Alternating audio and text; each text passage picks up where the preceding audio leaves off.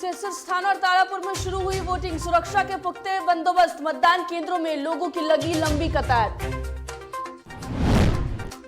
CM Nitish आज Jayaprabha Medanta hospital का करेंगे उद्घाटन। 500 बेडों के साथ होगी शुरुआत। पटना में डेंगू का कहर जारी, तेज बुखार के साथ अब बच्चों में भी दिखने लगे लक्षण। अब तक 137 डेंगू के मरीज की पुष्टि।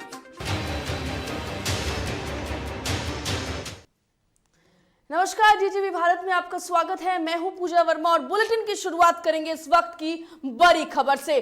बड़ी खबर उपचुनाव को लेकर सामने आ रही है। तारापुर और कुशेश्वर स्थान में मतदान शुरू हो गए हैं, तो इस वक्त की बड़ी खबर आपको बता रहे हैं, जहां ईवीएम में कैद होगी उम्मीदवारों की किस्मत। तो बड़ी खबर इस वक्त की, महिलाओं के लिए बनाए गए हैं सहायक बूथ, यानी कि किसी भी तरीके की मदद या किसी भी तरीके की अगर कोई परेशानी है तो वहां पर महिलाओं के लिए भी अलग से बनाए गए हैं। दोनों सीटों पर 5,85,961 मतदाता वोटिंग करने वाले हैं और कुशेश्वर स्थान और तारापुर में 2 नवंबर को मतगणना है। तो दोनों क्षेत्रों में काउंटिंग के लिए आपको बता दें कि 14 टेबल बनाए गए हैं और लगातार जो मतदान है वो जारी है। लंबी कतारें लगी हुई हैं, लोग अपने मत का प्रयोग करने के लिए लगातार सामने आ रहे हैं और दोनों ही सीटों पर उपचुनाव को लेकर लोगों में भी खासा उत्साह देखा जा रहा है और सुबह से ही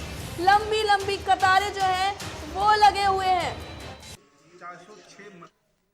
तो तस्वीरों में भी आप देख सकते हैं कि किस तरीके से कुशेश्वर स्थान और तारापुर दोनों जगह पर ही जो उपचुनाव है उसके मतदान जारी है। महिलाओं की भी कतार देखने को मिल रही है, वहीं पुरुष भी बढ़ चढ़कर अपने मत का प्रयोग कर रहे हैं। तो कुशेश्वर स्थान और तारापुर के लिए हो रहे उपचुनाव में मतदान शुरू हो चुके हैं। चुनाव आयोग के निर्देश पर जिला प्रशासन ने शांतिपूर्ण और निष्पक्ष मतदान संपन्न कराने के लिए पुख्ता इंतजाम किए हैं। सभी बूथों पर पारा मिलिटेंट फोर्स के साथ ही बिहार पुलिस के जवानों को भी लगाया गया है। वहीं बोगस वोटिंग रोकने के लिए आपको बता दें कि प्रशासन अलर्ट है और बोगस वोटिंग करते हुए पकड़े जाने पर सख्त कानूनी कार्रवाई के आदेश भी दिए गए हैं। कुशेश्वर स्थान में वोटरों में काफी ज्यादा उत्साह देखा जा रहा है और इस खबर पर अधिक जानकारी के लिए हमारे संवाददाता उत्कर्ष हमारे साथ कुशेश्वर स्थान से जुड़ गए हैं। तो उत्कर्ष, आपसे जानना चाहेंगे कि आप वहां पर खुद देख रहे हैं, क्या कुछ स्थिति है मतदान को लेकर के, लोग कितने उत्साहित हैं? बिल्कुल पूजा, आज 2 सीटों पर बाई इलेक्शन हो रहे हैं बिहार में। आपको बता दें कि कुशेश्वर स्थान की जो तस्वीरें सामने आ रही है, जो हमने देखी है बूथों पर, कहीं ना कहीं महिला जो है वो बढ़ चढ़ कर हिस्सा ले रही है। करीब सुबह 7 बजे से जो मतदान है वो शुरू हो गया है। अतिरिक्त सुरक्षा बल जो है वो तैनात किया गया है, एसएसबी के जवानों को तैनात किया गया है, तो कहीं कहीं सीआरपीएफ के जवानों को तैनात किया गया है। बीते दिन तेजस्वी यादव ने भी ये कहा था कि अगर निष्पक्ष चुनाव करने हैं तो केंद्र सुरक्षा को तैनात करना होगा। ऐसे में देखा जा रहा है कि जो तमाम जिला प्रशासन है वो अब तैयार हो गई है इन सब चीजों को लेकर। अब देखिए, एसएसबी के जवान को रखा गया और खुद एसएसपी जो है वो खुद अलग अलग बूथ पर जाकर खुद से जायजा ले रहे हैं, मुआयना ले रहे हैं किस तरीके की स्थिति है, क्योंकि तो बूथ कैप्चर को लेकर जो कई बार तेजस्वी यादव ने सरकार को घेरा है, निर्वाचन आयोग को भी कहा है, उसको लेकर अब जो है प्रशासन, जिला प्रशासन जो है वो सख्त नजर आ रही है। ऐसे में जो सुबह 7 बजे से मतदान शुरू होने थे वो शुरू हो गए हैं। महिलाएं जो है बढ़ चढ़कर हिस्सा ले रही है, पुरुष भी पीछे नहीं है, वो भी बढ़ चढ़कर हिस्सा ले रहे हैं। पूजा, बिल्कुल उत्कर्ष, एक सवाल आपसे और है कि वहां पर महिलाएं बढ़ चढ़कर हिस्सा ले रही हैं, लोग बढ़ चढ़कर हिस्सा ले रहे हैं, लोगों में उपचुनाव को लेकर कितना उत्साह है? आपने बातचीत की होगी लोगों से? ये बिल्कुल, हमने लोगों से बातचीत की है, लेकिन आचार संहिता लागू है और इस समय में ज्यादा बातें नहीं की जा सकती थी, लेकिन फिर भी जब हम उनसे बात किए तो उन्होंने कहा कि बिहार में विकास को लेकर वोट दिया जा रहा है और हम विकास को लेकर वोट देंगे। हालांकि जो कहा जा सकता है जो पार्टी का नाम है वो लोग जो है वो बोलने से बचते नजर आ रहे हैं, लेकिन साफ तौर पर उनका कहना है कि आने वाले समय में विकास को वोट दिया जाएगा। पूजा, बिल्कुल उत्कर्ष, आप बने रहिए और जायजा लेते रहिए, हम आपसे आगे भी जुड़ते रहेंगे और अपडेट लेते रहेंगे। फिलहाल के लिए बहुत बहुत धन्यवाद। तो बता दें आपको कि दोनों सीटों पर यानी कि कुशेश्वर स्थान और तारापुर पर में जो उपचुनाव हो रहे हैं उसकी मतदान जो है वो आज है और सुबह से ही कुशेश्वर स्थान की बात करें तो हमारे संवाददाता ने भी बताया कि लंबी कतारें लगी हुई हैं, लोग बढ़ चढ़कर हिस्सा ले रहे हैं और लोग भी अपनी जिम्मेदारी समझ रहे हैं कि उन्हें किस तरीके से अपने मत का प्रयोग करना चाहिए। और डीटीवी भारत भी अपने तमाम जनता से, अपने तमाम दर्शकों से यह अपील करता है कि अगर आपके क्षेत्र में भी मतदान हो रहे हैं तो आप भी जाइए और बढ़ चढ़कर हिस्सा लीजिए। तो लगातार उपचुनाव को अगर हम बात करें, उपचुनाव की बात करें तो सियासत बिहार में बेहद गर्म चल रही थी, वार पलटवार का सिलसिला जारी था और ऐसे में आज वो दिन है जब दोनों सीटों पर उपचुनाव को लेकर मतदान जारी है और बढ़ चढ़कर महिलाएं हो या पुरुष हो हिस्सा ले रही हैं।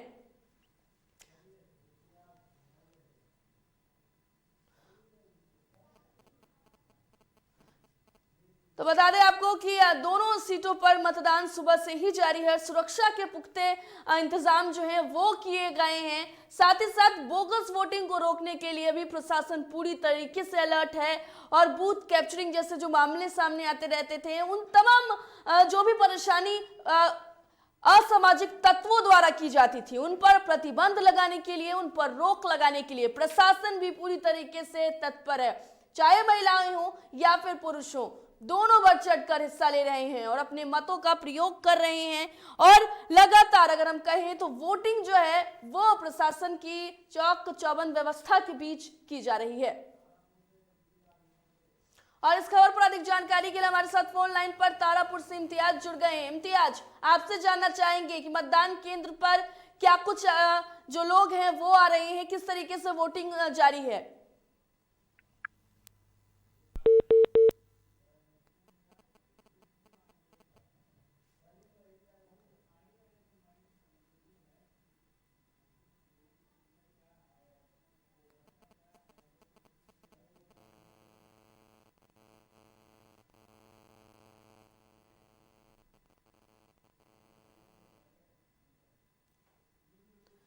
तो बता दें आपको कि दोनों सीटों पर आज मतदान जारी है और सुबह से ही मतदान जारी है। सुरक्षा के पुख्ते इंतजाम है और ऐसे में महिलाएं और पुरुष दोनों बढ़ चढ़कर हिस्सा ले रही हैं। बिहार में उपचुनाव को लेकर की सियासत जारी थी, वार पलटवार का सिलसिला जारी था और सभी राजनीतिक पार्टियों ने इसमें अपनी ताकत झोंकी है। और आज जो प्रत्याशी हैं, जो लगातार अलग अलग पार्टियों की तरफ से प्रचार प्रसार कर रहे थे, जो स्टार प्रचारक भी मैदान में उतरे थे और प्रचार प्रसार कर रहे थे, तो आज उन तमाम उम्मीदवारों की किस्मत का फैसला ईवीएम में कैद हो जाएगा। और 2 नवंबर को अगर हम बात करें तो मतगणना है और उस दिन इस सभी के किस्मत का फैसला भी हो जाएगा। तो सुरक्षा के पुख्ते बंदोबस्त किए गए हैं और ये दोनों तस्वीरें कुशेश्वर स्थान और तारापुर की आपको दिखा रहे हैं, जहां पर लगातार मतदान जारी है। मतदान केंद्रों पर जो लोग हैं वो धीरे धीरे पहुंच रहे हैं। हालांकि सुबह से ही अच्छी खासी संख्या में लोग जो हैं वो उपस्थित हैं और अपने मतों का प्रयोग करते हुए नजर आ रहे हैं।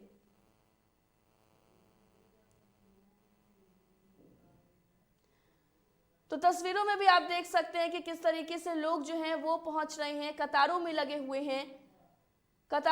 हुए हैं और अपनी बारी का इंतजार करते हुए नजर आ रहे हैं और धीरे धीरे जो लोग हैं वो मतदान डालते जा रहे हैं। और अधिक जानकारी के लिए तारापुर से इम्तियाज हमारे साथ फोन लाइन पर जुड़ गए हैं। इम्तियाज, क्या कुछ अपडेट है मतदान को लेकर? देखिए, मतदान की प्रक्रिया शुरू हो चुकी है।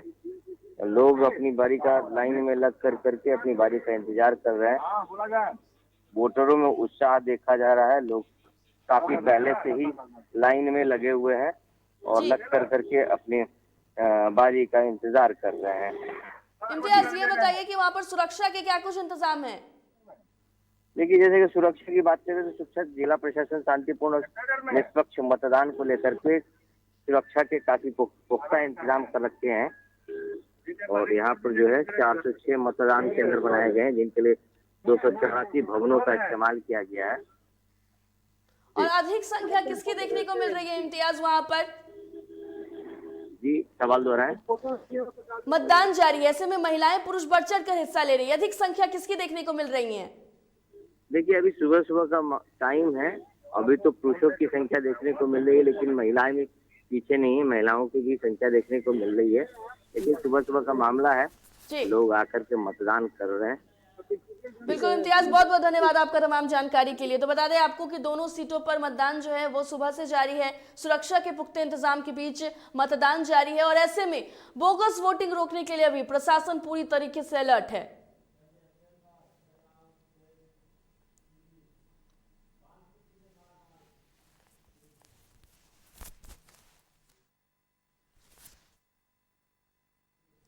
चलिए अगली खबर का रुख कर लेते हैं। पटना के super speciality hospital Jayprabha Medanta का आज उद्घाटन होने जा रहा है।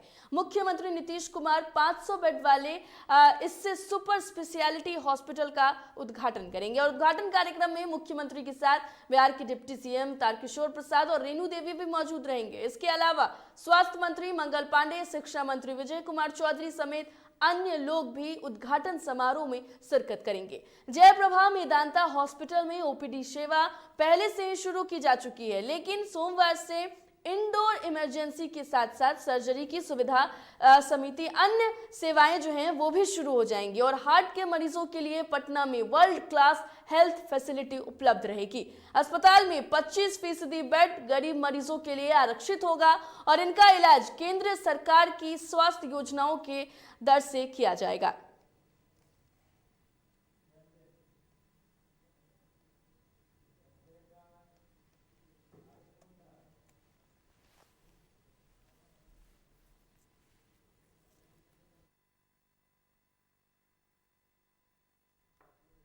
लोक जनशक्ति पार्टी रामविलास के राष्ट्रीय अध्यक्ष चिराग पासवान अपने दिवंगत पिता रामविलास पासवान की कर्मभूमि हाजीपुर से आशीर्वाद यात्रा की शुरुआत की थी, लेकिन पंचायत चुनाव और उपचुनाव की वजह से बीच में ही आशीर्वाद यात्रा का प्रोग्राम रोक दिया गया था। 30 अक्टूबर से चिराग पासवान फिर से इसकी शुरुआत सहरसा से करने जा रहे हैं। इस बात की जानकारी देते हुए पार्टी प्रवक्ता चंदन सिंह ने उपचुनाव में दोनों सीटों पर जीत का दावा किया। कटिहार में अल करीम यूनिवर्सिटी के पहले कन्वोकेशन के मौके पर आयोजित कार्यक्रम में बिहार के डिप्टी सीएम तारकिशोर प्रसाद और स्वास्थ्य मंत्री मंगल पांडे शामिल हुए। पहली बार इस यूनिवर्सिटी में मेडिकल पोस्ट ग्रेजुएट के बाद 25 छात्र छात्राओं को सम्मानित किया गया। राजद के राज्यसभा सांसद अहमद अशफाक करीम के अल करीम यूनिवर्सिटी के कार्यक्रम में दोनों मंत्रियों ने अशफाक करीम के तारीफ की और कसीदे पढ़े। डिप्टी सीएम ने कहा है कि वह निजी तौर पर भी शुरुआत के दिनों से कटिहार मेडिकल कॉलेज और अब अल करीम यूनिवर्सिटी के संचालक अशफाक करीम को जानते हैं और वाकई सीमांचल के लिए यहां से जुड़े स्वास्थ्य सुविधा अक्सर बेहद तारीफे काबिल रही हैं। वहीं स्वास्थ्य मंत्री ने कहा कि सरकारी मेडिकल कॉलेज के साथ साथ निजी मेडिकल कॉलेज में भी सुविधा का विस्तार हो, जो अति महत्वपूर्ण है।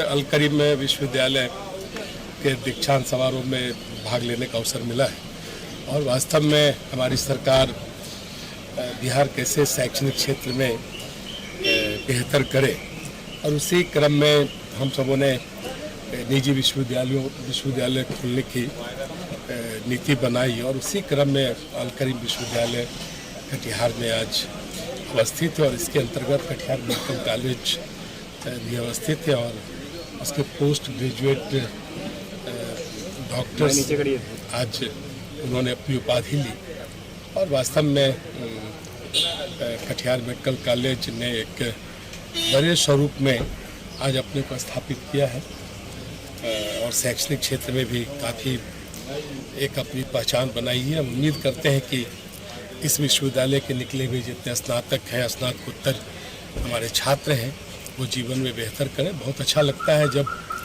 अलग अलग स्वास्थ्य संस्थानों में कभी जाने का अवसर लगता है तो जब हमारे चिकित्सक बोलते हैं कि मैं कटिहार मेडिकल कॉलेज का छात्र रहा हूँ तो हमें व्यक्तिगत तौर पर बड़ी प्रसन्नता होती है।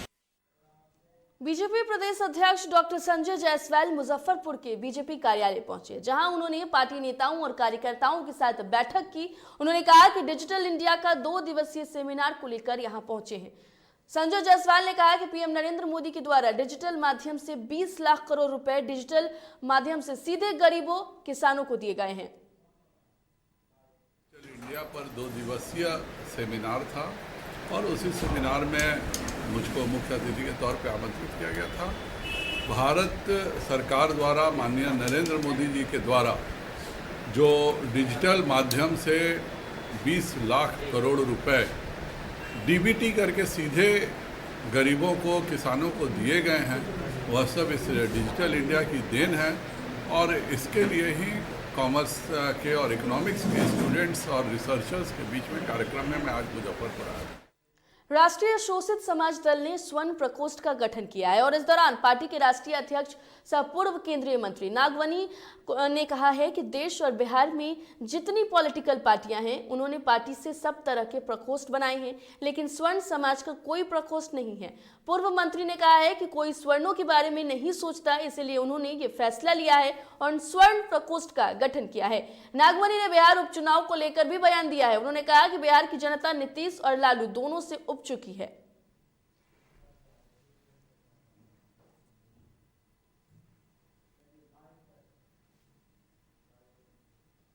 कि बिहार में लालू जी का 15 साल का शासन और नीतीश कुमार का 16 साल के शासन में बिल्कुल शिक्षा, स्वास्थ्य चौपट हो गया, बेरोजगारी, भ्रष्टाचार चरम सीमा पर चला गया और विधि व्यवस्था नाम का कोई चीज़ नहीं रह गया है। इसलिए हमारे पार्टी का जो कोर कमेटी की बैठक थी उसमें बहुत लोगों का ज़रूर कहना था कि दोनों लालू और नीतीश, आरजेडी और जेडीयू को दोनों को समाप्त करना जरूरी है, हमारे पार्टी का फैसला है। लेकिन हम लोगों ने महसूस किया कि पहले नीतीश कुमार को समाप्त करना जरूरी है। हम लोगों ने पार्टी में दिल पर पत्थर रख करके हमने फैसला किया इस बात का कि दुश्मन नंबर 1 को पहले समाप्त करने के लिए दुश्मन नंबर 2 को समर्थन दें और हम लोगों ने राजद को हाँ समर्थन। पटना एसएसपी कार्यालय के बाहर युवक ने जहर खाकर खुदकुशी करने की कोशिश की। आनन फानन में गांधी मैदान थानों को बुलाकर युवक को इलाज के लिए अस्पताल में भर्ती कराया गया और प्रत्यक्षदर्शियों का कहना है कि युवक काफी देर से खड़ा था, अचानक अपनी पॉकेट से पॉइजन का शीशी निकालकर पी गया, जिसके बाद युवक वहीं जमीन पर अचेत अवस्था में गिर पड़ा। आनन फानन में युवक को बेहोशी हालत में अस्पताल लाया गया।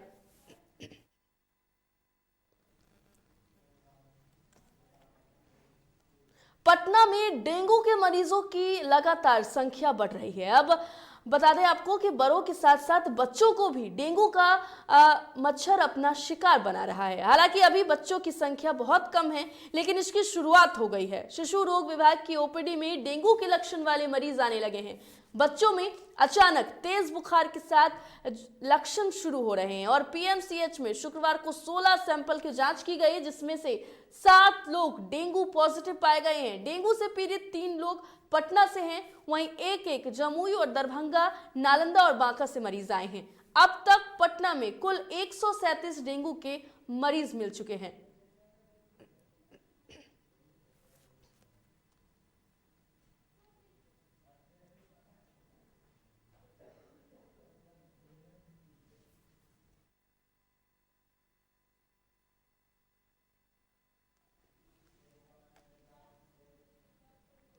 झारखंड के पेयजल एवं स्वच्छता मंत्री मिथिलेश ठाकुर शुक्रवार को जमशेदपुर पहुंचे, जहां उन्होंने जिला कलेक्ट्रेट परिसर में सभी विभागों के कार्यों का विस्तृत ब्यौरा लिया। साथ ही संबंधित विभागों के पदाधिकारियों को सरकारी योजनाओं को आम लोगों तक सुगमता से पहुंचाने का निर्देश दिया। इस संबंध में जानकारी देते हुए मंत्री ने बताया है कि पिछली सरकार की विफलताओं के कारण महत्वपूर्ण योजनाएं धरातल पर नहीं उतर सकी। योजनाएं तो पास हुई, लेकिन उन्हें भगवान भरोसे छोड़ दिया गया।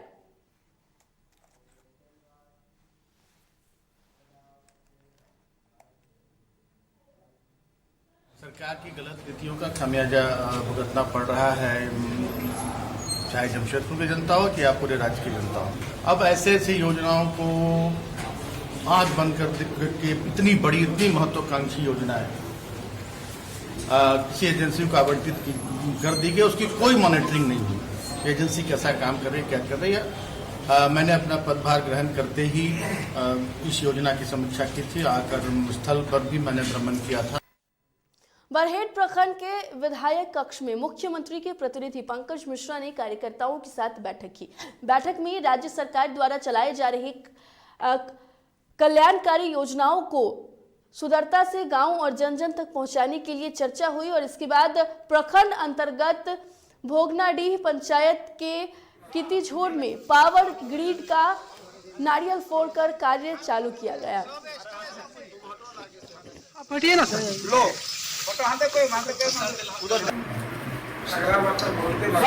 लगा दिए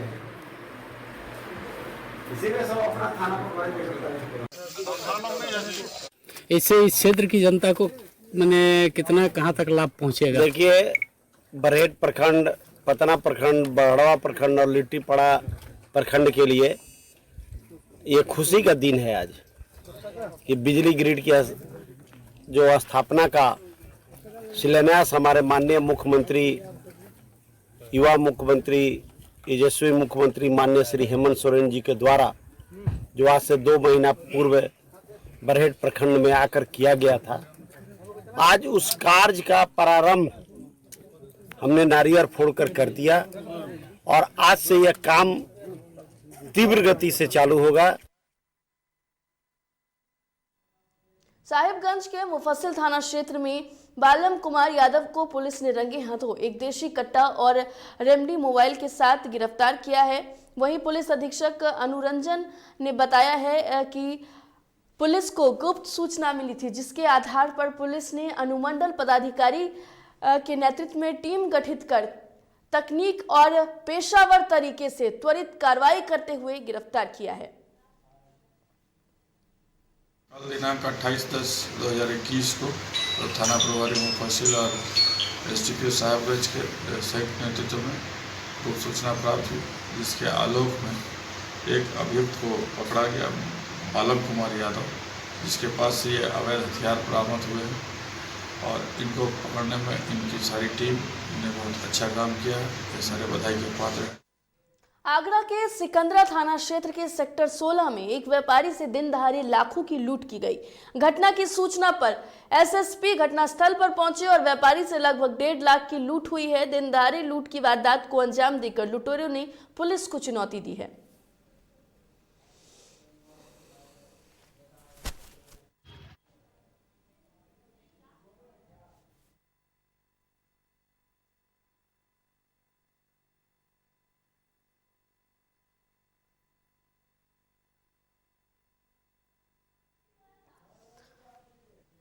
फिलहाल इस बुलेटिन में इतना ही। देश और दुनिया की तमाम खबरों के लिए देखते रहिए DTV भारत। मुझे दीजिए इजाजत। नमस्कार।